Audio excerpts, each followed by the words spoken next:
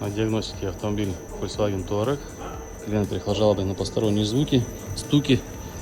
Ранее клиент поменял рычаги нижние, новые стоят. Втулки стабилизатора тоже новые поставил. Наконечники новые стоят. Вот, но стук остался. Вот. В 5 сервисов заезжал. Люди найти причину не могут. Решил заехать ко мне на вибростенд. И вот только машину поставили, сразу обнаружили, что новые втулки стабилизатора в таком состоянии.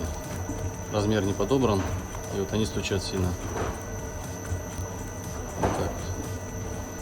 Ну, тут, скорее всего, сам стабилизатор менять. И новые втулки также. Потому что есть выработка на самом стабилизаторе. Что здесь, что здесь.